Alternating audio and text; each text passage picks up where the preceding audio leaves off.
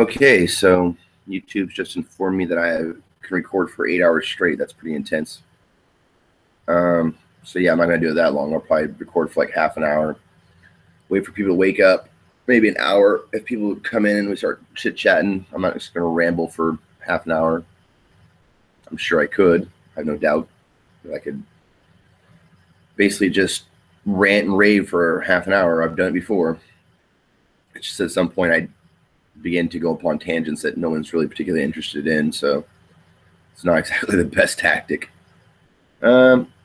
Again, I'm just gonna hang out, and right now I'm doing some computer chores, basically clearing out logs, clearing the logs, and just kind of kicking it, waiting for people to wake up and join. Message me if you want to join. I invited a few people, but again, this is a Sunday morning hangout, so I don't expect it to be the most popular of hangouts. We'll probably get a couple people in here and just basically have random conversations, whatever comes to people's minds. I have Tourette syndrome, so I'm just going to pretty much talk incessantly. I can almost guarantee that. Yeah, I'm clearing out chat logs from 2014, which is pretty much the most tedious activity ever. But if you look at it like it's a Zen ritual of some kind, where you're just clearing out logs or checking logs and clearing them out, then and realizing how backlogged you are, then I don't know, it becomes relaxing to some extent. I think a lot of chores, or like things that people do that they would consider a chore or a task that's maybe not difficult but just troublesome, the best thing to do is just kind of do it so much so that it becomes a rote activity or root activity. I'm not sure how to pronounce that. Rote, I believe. So yeah, clearing out logs is a good example of that. It's a really banal activity that encompasses it spans time, and that the logs were created, in this case, years ago. And also, it takes a long time to actually perform the task, unless I want to automate it, which I'm hesitant to do. You gotta be careful about automating things, mostly because there could be like an update or to the system or something like that, and when you're automating, you could really break things. You could break it. Total side note, it's just what came to mind. Don't break the system, guys. You know what I mean? It's not worth it. Don't do it. Unless you have another system in place to replace the system you plan on breaking. Do not break the system, or your system, or a system. Any indefinite or definite article you want to place there. Unknown log. Oh, great. Yeah, so that's life for me when I'm not hanging out like in real life with people nowadays. I'm basically on my computer doing important shit. But I haven't had time to really hang out in a video conference with my internet nerdy friends, the dorks. And so I want to kind of set up this weekly opportunity to do that. And then also just connect with friends, or if people haven't ever had a Google Hangout, or if they're a comedian and they want to do some, I don't know, video conferencing, like a video podcast, then that's totally dope. I think that'd be fun. But again, like I said, I could, literally debate my shadow about the merits of 9/11. So not too particularly worried about just talking into dead space. I think depending on your personality,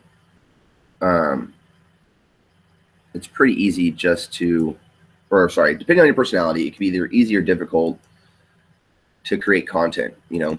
I think a lot of people who meditate, or they spend a lot of time in isolation, or they or the oldest child of the family.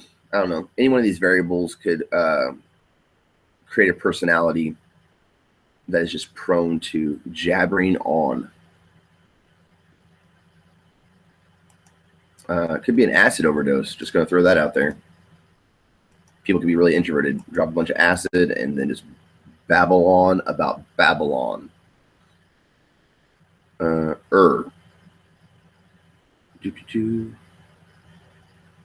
It's pretty funny. Like we see things in our total side tangent.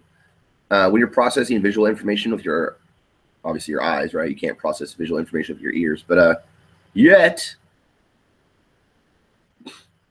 I just had a flash of Geordie LaForge.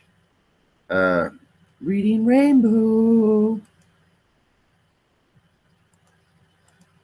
I'm going to do this, and then at some point people were like, no, we have to come in to stop him from telling all the intricate secrets about Roger Rabbit. Where is the hangout? Oh, there it is. Hey! Sorry, I've been spacing out. This is my plush robe. Shout out to Mike Zaleski for fucking representing the robe game. But yeah, the robe game has to be on point, man. You want some towel quality or like maybe some fleece. Nice fleece robe.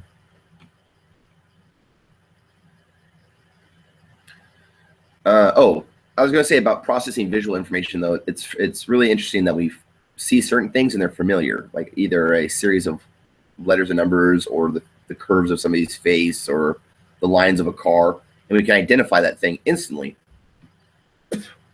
What I find really, really interesting is when humans experience the unknown, or the unknown unknowns, the dark dreams of H.P. Lovecraft, for example. That's really when you're like, what was that? I think if anybody encounters, I think if anybody encounters something truly unknown to us, it invokes a type of awe or shock, right? Whereas things that we've become accustomed to aren't that shocking or intimidating, you know. Man fears the unknown. This is an old adage. This isn't anything new. I just think it's interesting when it occurs. It's it's really awesome to observe people in social settings when they are having experiences that they've never had before or that they're unfamiliar with, and how they react to them. On that note, I would definitely advise to be the more experienced individual in the room so that you're not unnerved by a, I don't know, event or a person.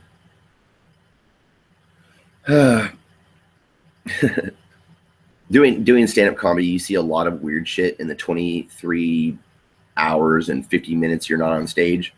But you do see like some weird shit while you're on stage that's kind of hard to even describe.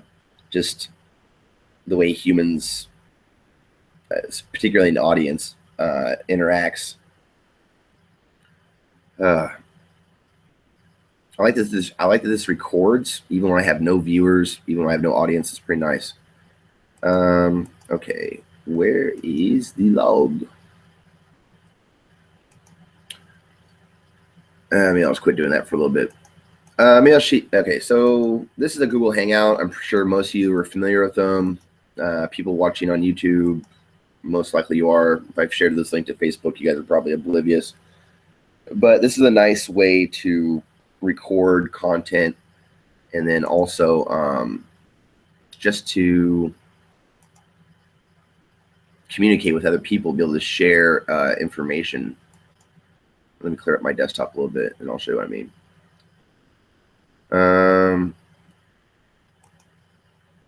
Okay, so I'm reading this High Times article. I'll screen share it real quick. California gym is allowing people to smoke pot while in the gym. This is intense, guys. This might be a game changer for Jay Brown. If I become a bodybuilder, this is it right here. which is odd because a lot of bodybuilders were already hip to this. Like they knew that smoking marijuana was a great way to relax and, you know, have your muscles relax and have a natural painkiller, if you will. No pain, no gain.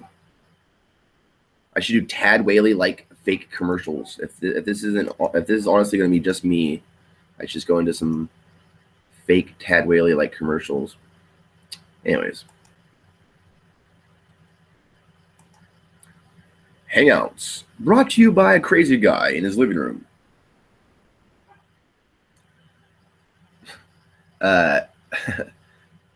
Somebody was doing a joke or a play on the, or I think it was, again, shout out to Mike Zaleski, was doing a joke about a play on the whole a face for radio.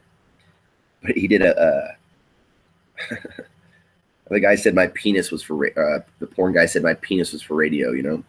My penis would be great for radio. That's a awesome twist on an old joke. I find a lot of comedy is basically a remix or a utilization of methods to deploy jokes that are very similar to shit that existed for thousands of years, guys. You know what I mean? Because you have to please. I don't want this to become a philosophical rant about fucking comedy, but essentially you have to please an audience, and so you have to base yourself, or like you have to debase yourself, or aim low, as Trevor Dustin told me. Aim low. Yeah. Yeah. So this is gonna be a first of a series of videos. Me in my living room. And I'll pretty much do them every Sunday. I'm gonna try to keep this at half an hour, just so that I don't go on and on. It seems to be about an hour and a half is the human attention span, to be totally candid, unless you're an intelligent adult, and you could probably handle a 2-hour movie that involves some dramatic elements. But half an hour for a lot of people, it's good to go. You know, that's what people can handle or they can digest. 10 minutes maybe. But that's it, yeah. That's how it rolls. That's how the human attention span works. Especially when you get a group of people. It's odd when you have like individuals. So like you sit down to watch a movie or Netflix and chill, and you can definitely handle a 2-hour movie where you could pause and go to the bathroom and communicate about various aspects of the scenes as they occur. I love being able to pause.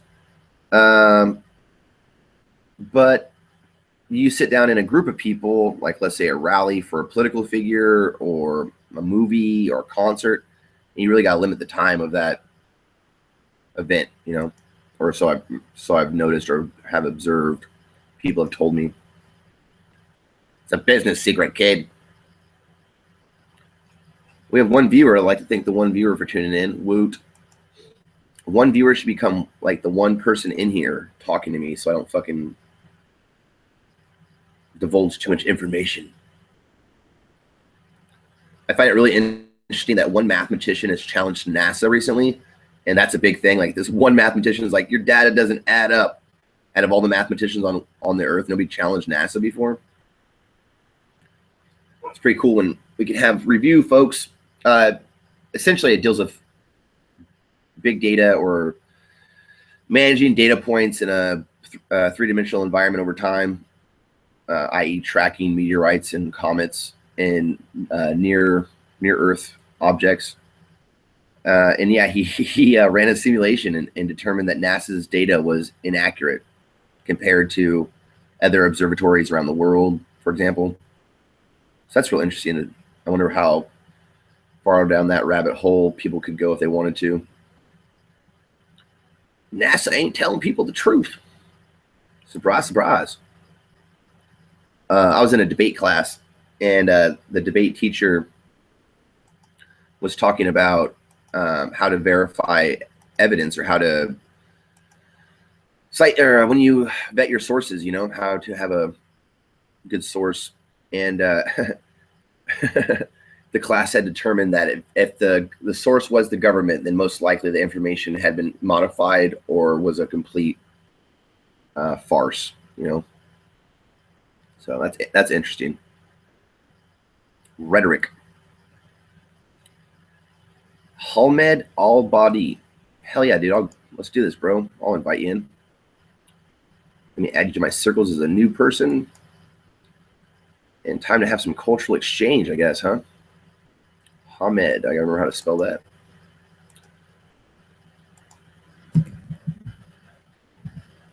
These guys are real interesting to talk to. You're going to see how cool it is to have a cultural exchange with somebody. Hamed Al-Badi. Okay, guy. Give me your chance to experience some American culture. Make sure this is the right profile. Totally not. Okay, guy. Your name is very common. I should invite a really cool friend of mine named Hassan Shabar from Pakistan. This really smart dude from Pakistan who moved out of the country, thank goodness.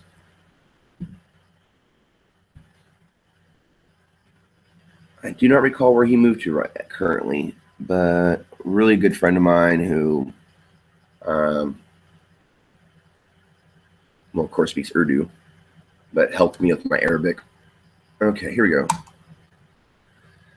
Inviting in random Arab person who just friended me or circled me or whatever terminology you want to utilize.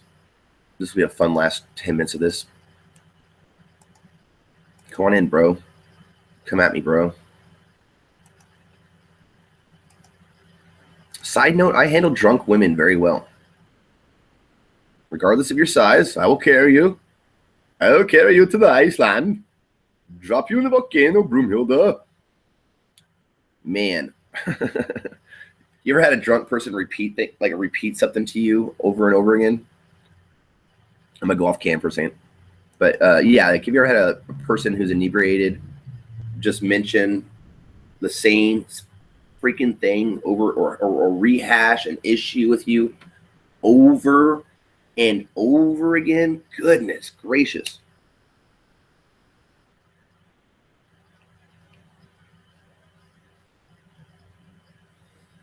Oh yeah, I want to let you know, yeah, if you come into these hangouts in the future, or when you come to the hangouts in the future, you can blank out your cam and fix your robe or take a drink or something like that, and still communicate with the crowd. You can mute your microphone and just kind of be an observer, or communicate via chat, the chat bar, or whatever the fuck.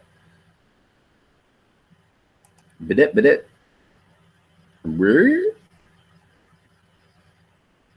These are called chops. These are called mutton chops. I can't. Somebody was calling them something the other day, and I was like, "No, man, they're not my flanks. That's a horse's ass, dude." Or like flanks. That's the back of something. These are called chops. I grow them in honor of my friend Chops. Man, I was really hoping that Ahmed, or whatever his name was, Ahmed, would join. Man, I'm telling you, there's nothing funnier than cross-cultural communication. Mostly because people just want to learn cuss words. You know, they'll like basically just do cuss words. You know what I'm saying? That's it. That's how it works. They want to know them right away. They're like, can I know how to say? And sure enough, we're the same way. As soon as we get somewhere, we're like, hey, it's a human thing. Humans just want to know how to cuss. Yeah. Bernie Sanders was in my town recently, and unfortunately, he was at the stockyards, and I was not able to go to the stockyards to listen to him speak, but I'm sure it was great. I had a comedy show last night, and it went really well. I really liked it a lot. Not a huge audience, but a great audience, like really great laughers, and they were really attentive. pretty nice. No hecklers or anything like that.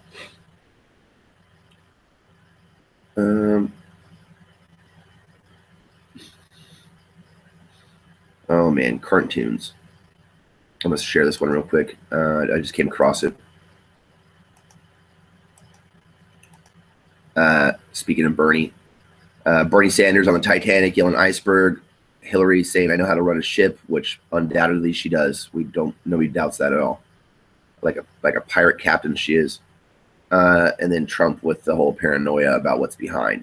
There's a lot of sharks out there. We need to kill them all type nonsense. Diversionary tactics.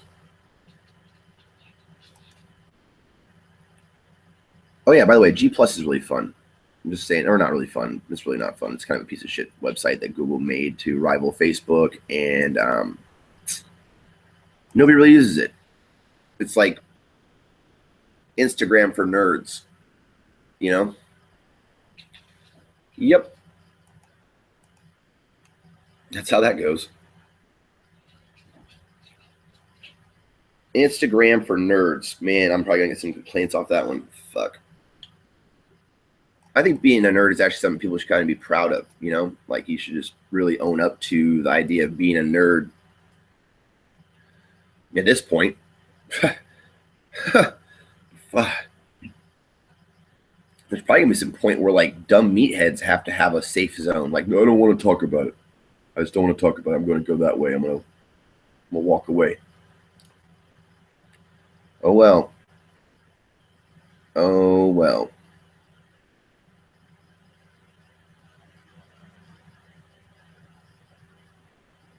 That's how it is.